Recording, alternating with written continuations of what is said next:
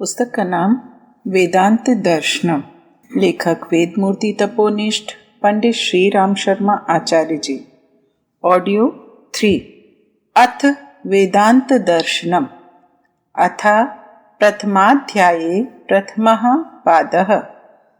महर्षि वेदव्यास प्रणीत वेदांत दर्शन में लघुकाय सूत्रों में संपूर्ण विश्व ब्रह्मांड के नायक सर्वशक्तिमान परब्रह्म के स्वरूप का शास्त्र समन्वय एवं सांगोपांग प्रतिपादन किया गया है। इसी कारण इस शास्त्र का नाम ब्रह्म सूत्र पड़ा। वेद की चरमावस्था का बोध कराने के कारण इसे वेदांत दर्शन भी कहा गया है। सूत्रकार ने इस शास्त्र को 4 अध्यायों एवं 16 पादों में निरूपित किया है। प्रथम अध्याय के अंतर्गत आचार्य ने कहा है कि समस्त वेदांत सूत्रों का एकमात्र प्रतिपाद्य जगन्नियंता है। भगवान वेदव्यास जी ने उस परमात्म तत्व का साक्षात दर्शन कराने की इच्छा से इस शास्त्र का शुभारंभ करते हुए जन समुदाय के समक्ष प्रथम सूत्र प्रस्तुत किया है। पहला सूत्र है अथातो ब्रह्म जिज्ञासा। सूत्रार्थ अथ अर्थात अब शास्त्रों के अध्ययन एवं पुण्य कर्मों के अनुष्ठान आदि से जिज्ञासु का अंतःकरण शुद्ध हो जाने पर, अतः यानी यहाँ से, ब्रह्म जिज्ञासा अर्थात ब्रह्म को जानने की इच्छा का विवेचन किया जाता है। व्याख्या है, मानव देह में आने के पश्चात जीव को सांसारिक विषय भोगों की कामना स्वभावतः होती है।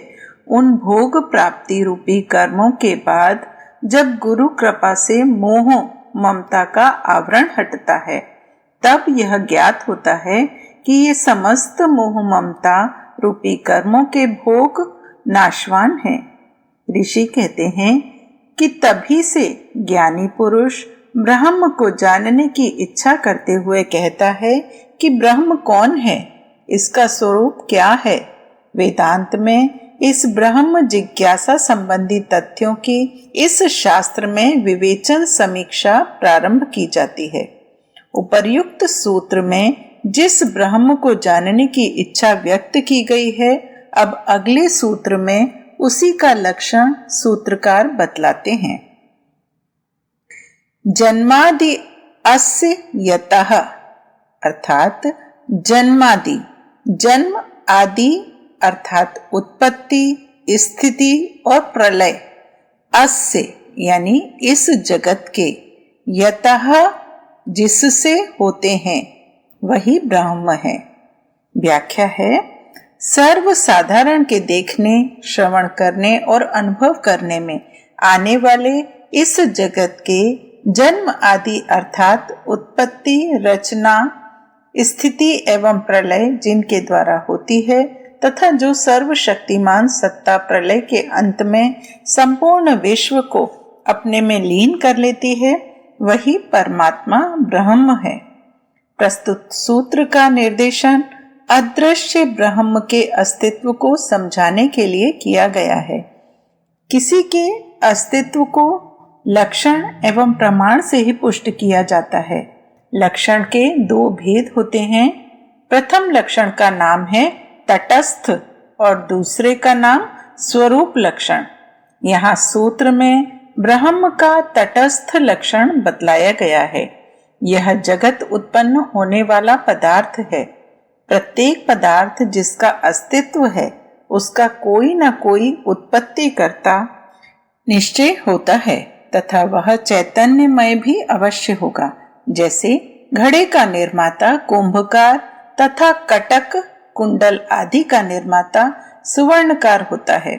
इस प्रकार से प्रादुर्भूत होने वाले इस विश्व ब्रह्मांड का उत्पत्ति करता अवश्य होना चाहिए।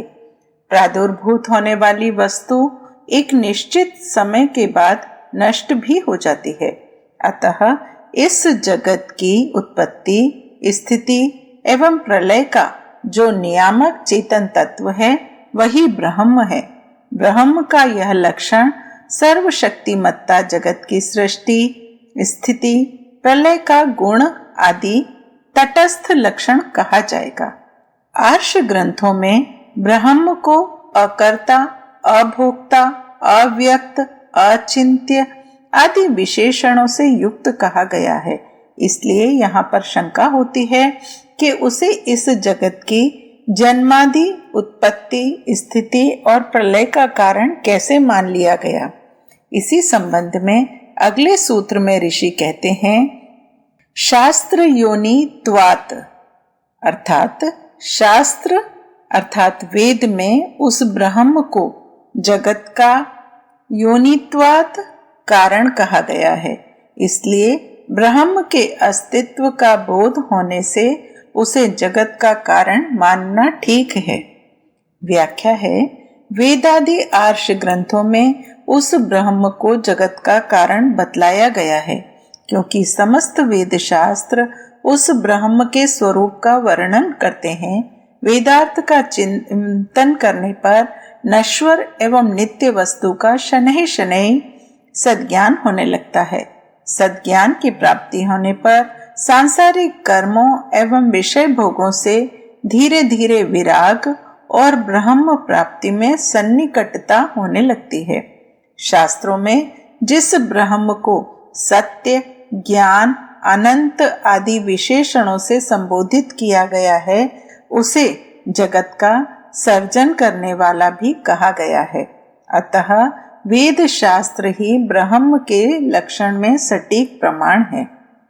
मिट्टी आदि से घट आदि की संरचना करने वाले कुंभकार आदि की भांति ब्रह्म को जगत का निमित्त कारण बतलाना तो उचित है, किंतु उसे उपादान कारण कैसे माना जा सकता है, इसका समाधान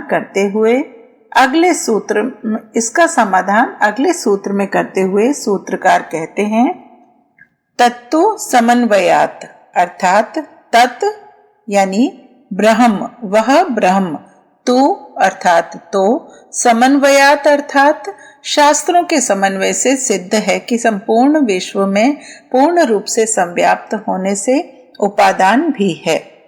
व्याख्या है, जिस प्रकार से अनुमान प्रमाण एवं ऋग्वेद आदि शास्त्र प्रमाण के समन्वय से यह सिद्ध होता है कि इस विचित्र जगत में शास्त्रादि का कारण वह ब्रह्म ही है, उसी प्रकार यह भी सिद्ध है कि वह ब्रह्म ही इसका उपादान कारण भी है। इससे यह सिद्ध हुआ कि प्रत्येक अणु में भी वह ब्रह्म स्थित है, क्योंकि वह इस विश्व में पूरी तरह से संव्याप्त है। प्रत्येक अणु उससे अलग नहीं है, अतः वह ब्रह्म इस जगत का रचने वाला होने के साथ साथ रचना करने का साधन भी है। गीताकार ने भी कहा है कि चर या अचर, जड़ या चेतन, दोनों में कोई भी ऐसा प्राणी नहीं है जो मुझसे अलग हो अथवा मैं उससे ना हूं। यह संपूर्ण विश्व इस मुझ में व्याप्त है। उपनिषदों ने भी जगह जगह पर कहा है कि वह ब्रह्म ही संपूर्ण जगत के कण कण में संव्याप्त है। यहाँ यह ध्यान देने योग्य है कि समन्वयात् का सामान्य अर्थ शास्त्र समन्वय से है, किंतु अच्छा हो इसे सृष्टि समन्वय से जुड़ा माना जाए। सृष्टि के विभिन्न उपादानों अर्थात जड़, चेतन, ग्रह, नक्षत्र इत्यादि के बीच जो संतुलन समन्वय बना हुआ है वह ब्रह्म का ही प्रमाण है। व्याप्ति रूप हेतु से जगत का उपादान कारण ब्रह्म को ही क्यों माना जाए, प्रकृति को क्यों ना माने, इसी का समाधान अगले सूत्र में ऋषि करते हैं। ईक्षतेर्ना शब्दम, ईक्षतेः अर्थात ईक्षण क्रिया द्वारा, अशब्दम शब्द प्रमाण रहित प्रधान, न जगत का कारण नहीं है। व्याख्या है, ब्रह्म की ईक्षण संकल्प क्रिया के द्वारा यह प्रमाणित होता है कि ईश्वर अशब्द अप्रमाण नहीं है। उपनिषदों में सृष्टि प्रसंग के क्रम में ईक्ष धातु के क्रिया प्रयोग मिलते हैं। तदैक्षत बहुस्याम प्रजायेय, अर्थात उस सत्य ने ईक्षण संकल्प किया कि मैं बहुत हो जाऊं। इसी तरह ऐतरेय उपनिषद में देखें, सा ईक्षत लोकात्रुसृजयी, अर्थात उस सत्य ने ईक्षण संकल्प किया कि मैं लोकों की रचना करूं, किंतु त्रिगुणात्मिका प्रकृति जड़ है, इसमें ईक्षण या संकल्प शक्ति का अभाव है, क्योंकि वह ईक्षण चैतन्य तत्व का लक्षण है। अतः शब्द प्रमाण से रहित जड़ प्रकृति को जगत का उपादान कारण नहीं माना जा सकता। इस प्रकार उक्त औपनिषदिकीय प्रमाणों से यह सिद्ध होता है कि वेदों का कारण रूप ब्रह्म ईक्षण संकल्पवान है, शब्द रहित या जड़ नहीं है। अतः ब्रह्म का शब्द रूप होना पूर्ण रूपेण सिद्ध है। यहाँ यह आशंका हो सकती है कि यदि गौड़ रूप से ईक्षण क्रिया जड़ प्रकृति के साथ हो सकती है, तो विश्व रचना करने वाले ब्रह्म को जड़ ही क्यों न मान लिया जाए। इसी आशंका का समाधान सूत्रकार दे रहे हैं। गौड़श्चेन्नात्म शब्दात, अर्थात चेत। यदि ऐसा कहें कि गौड़ वृत्ति से ईक्षण का प्रयोग प्रकृति के लिए हुआ है, न तो यह उचित नहीं। आत्म शब्दार्थ, अर्थात क्योंकि वहां आत्म शब्द का प्रयोग हुआ है। व्याख्या इस प्रकार है, त्रिगुणात्मिका जड़ प्रकृति के साथ ईक्षण क्रिया अर्थात संकल्प का प्रयोग मानना उचित नहीं है, क्योंकि आर्ष ग्रंथों में ईक्षण क्रिया के साथ साथ आत्म शब्द भी प्रयुक्त हुआ है। प्रकृति को आत्मा नहीं कहा जा सकता। उपर्युक्त 5वें सूत्र में उद्धृत की हुई छांदोग्य एवं ऐतरेय की श्रुति में ईक्षण का कर्ता आत्मा को कहा गया है। अतः गौड़ वृत्ति से भी उसका संसर्ग प्रकृति के साथ कदापि संभव नहीं हो सकता। इस प्रकार प्रकृति को जगत का कारण स्वीकार करना शास्त्रानुकूल संभव नहीं है। छांदोग्य में उल्लेख मिलता है, तत्तेजो अस्त्रजत, अर्थात उस ब्रह्म ने तेज की सर्जना अर्थात रचना की। आगे पुनः कहा है कि उस देव यानी ब्रह्म ने इच्छा विचार किया कि इन तीनों देवों तेज, जल और अन्न में इस जीवात्मा के सहित प्रवेश करके नाम एवं रूप को प्रकट करूं। यदि प्रकृति के लिए ऐसा कहा गया होता तो उसे अपने संकल्प का अनुभव ही नहीं होता। अतः ब्रह्म को जड़ प्रकृति नहीं माना जा सकता। ब्रह्म के चित्त स्वरूप होने में सूत्रकार एक अन्य अगले सूत्र में सूत्रित कर रहे हैं, तन्निष्ठस्य मोक्षोपदेशात, अर्थात तत् उस ब्रह्म में निष्ठस्य निष्ठा रखने वाले की मोक्षोपदेशात मुक्ति प्राप्ति का उपदेश कहा गया है। अर्थात व्याख्या, उस ब्रह्म में पूर्ण रूपेण निष्ठा रखने वाले आत्मज्ञानी को ही मोक्ष की प्राप्ति होती है।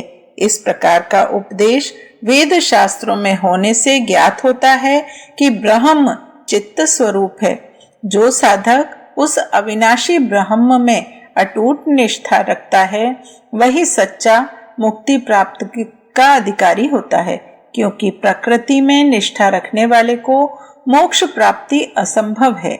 यदि ब्रह्म चेतना शून्य होता तो उसके प्रति निष्ठा रखने वाले को मोक्ष का उपदेश कभी न दिया जाता। तैत्तिरीय उपनिषद के अनुसार ब्रह्म में निष्ठा रखने वाले साधक की मुक्ति निश्चित है।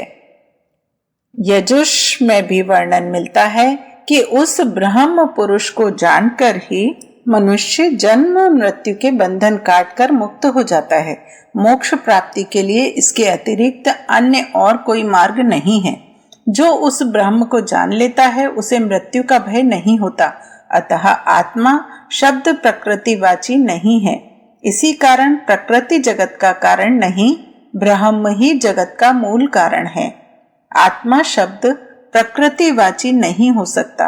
इसी की पुष्टि के लिए एक और हेतु सूत्रकार सूत्रित कर रहे हैं। हेत्यावावचनांच हेयत्व त्यागने योग्य के भाव से च यानी भी अवचनात् नहीं कहा गया। व्याख्या इस प्रकार है। यहाँ सूत्र में आत्म तत्व को हेय त्यागने योग्य नहीं कहा गया है। जड़ रूप में अवस्थित संपूर्ण विश्व को हेय कहकर उससे अलग आत्म तत्व का ही निर्देशन किया गया है। इस कारण हे जगत से पृथक ब्रह्म का चित्त रूप होना स्पष्टतः सिद्ध होता है। यदि ब्रह्म गौड़ एवं अचेतन होता तो मनुष्य का उपदेश करने वाले वेदांत कथन उसे त्याज्य कहते और मुक्ति प्राप्ति की इच्छा वाले लोग उस ब्रह्म की उपासना कभी नहीं करते। समस्त शास्त्र ब्रह्म से विपरीत विषयों का परित्याग करने का ही उपदेश देते हैं, किंतु ब्रह्म का त्याग करने का कहीं भी निर्देश नहीं मिलता। इसलिए आत्मा शब्द ब्रह्म का वाची है और वही इस जगत का निमित्त एवं उपादान कारण भी है। यह प्रकृतिवाची नहीं हो सकता। आत्मा की ही तरह से सत शब्द भी प्रकृतिवाची नहीं है। इसकी पुष्टि हेतु एक दूसरा कारण सूत्रकार सूत्रित कर रहे हैं। स्वायप्ययातः अर्थ स्व यानी स्वयं, अपने में, अप्ययात लीन होने के कारण। व्याख्या इस प्रकार है। परब्रह्म परमात्मा स्वयं अपने आप में लीन हो जाता है या फिर उसके द्वारा उद्भूत जगत उसी में लय होता जाता है। यदि ब्रह्म सगुण होता तो वह स्वयं लीन होने वाला नहीं कहा जा सकता। छांदोग्य के अनुसार हे सौम्य, जिस अवस्था में यह जीवात्मा सोता है उसी समय यह सत अपने कारण से संपन्न होता है। संपन्न अर्थात सुषुप्त जीव अपने कारण रूप ब्रह्म में लीन हो जाता है। सत संपन्न जीव का लीन होना प्रकृति में संभव नहीं है। यह तो मात्र निर्गुण एवं पूर्ण ब्रह्म में ही संभव है। प्रस्तुत प्रसंग में जिस सत तत्व को संपूर्ण विश्व का कारण बतलाया गया है उसी में जीवात्मा का विलीन होना भी बतलाया गया है तथा उस सत को उसी का स्वरूप कहा गया है। इसलिए यहाँ सत नाम से कहा हुआ जगत का कारण जड़वत प्रकृति नहीं हो सकता। अगले सूत्र में आचार्य पुनः इस तथ्य का प्रतिपादन कर रहे हैं। गति सामान्यात, गति समस्त श्रुति वाक्यों का प्रवाह सामान्यात सामान्य रूप से चेतन ब्रह्म को ही जगत का कारण बतलाने के पक्ष में है। अर्थात व्याख्या इस प्रकार है। समस्त वेद वाक्य समूह सम्यक रूप से निर्गुण ब्रह्म को ही जगत का कारण मानते हैं। यहाँ सूत्र में गति शब्द का अर्थ मुक्ति भी कहा गया है। विज्ञान घन सर्वशक्तिमान सत तत्व रूप जगत कारण ब्रह्म की उपासित होकर मुक्ति देता है। सभी आर्ष ग्रंथ समान रूप से उस अविनाशी ब्रह्म को एक रस रूप में स्वीकारते हैं। उपनिषदकार इसी ब्रह्म के द्वारा ही प्राण का उद्भव बतलाते हैं। उसी अविनाशी चैतन्य तत्व के द्वारा ही मन के सहित सभी इंद्रियों, आकाश, वायु, तेज, जल एवं पृथ्वी आदि तत्वों का निर्माण होता है। ये समस्त कार्य जड़ प्रकृति के द्वारा किसी भी हालत में संपन्न नहीं किए जा सकते। इस प्रकार से समस्त वेद वाक्य पूर्ण रूप से चेतन ब्रह्म को ही जगत का कारण मानते हैं। अतः त्रिगुणात्मिका जड़ प्रकृति को जगत का कारण नहीं माना जा सकता। गति का अर्थ श्रुति वाक्यों के प्रवाह के साथ साथ दिशा से लेना अधिक युक्ति संगत प्रतीत होता है। ब्रह्म स्वयं में लीन होता है, यह उसकी गति है। प्रकृति स्वयं में लीन नहीं होती, वह अनंत ब्रह्म में ही लीन होती है। अतः गति सामान्य से वह जड़ प्रकृति सृष्टि का कारण नहीं हो सकती। अगले सूत्र में आचार्य पुनः इसी कथन को श्रुति के प्रमाणों द्वारा प्रतिपादित करते हुए उक्त प्रकरण को समाप्त करते हैं। श्रुतत्वाच्च श्रुत्वात् श्रुतियों द्वारा यत्र तत्र सर्वत्र यही तथ्य प्रतिपादित किया गया है।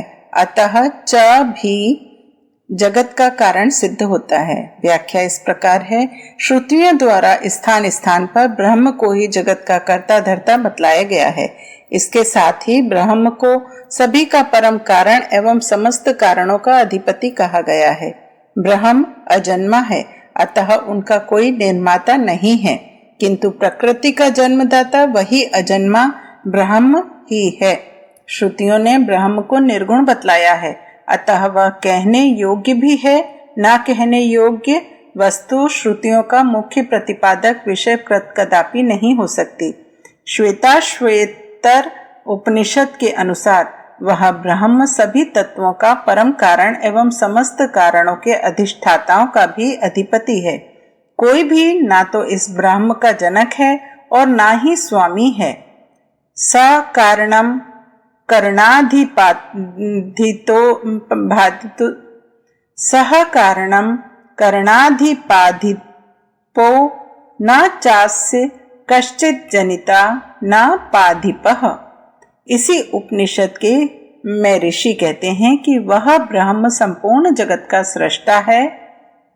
मुंडक कहती है कि इस ब्रह्म से ही सभी समुद्र एवं पर्वत प्रकट हुए हैं।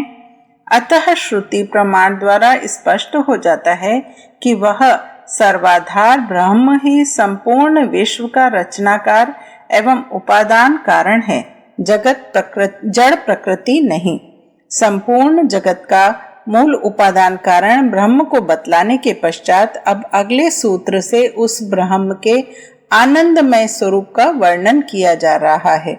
यह आनंदमय नाम से उस सर्वशक्तिमान ब्रह्म का ही प्रतिपादन सूत्रकार कर रहे हैं।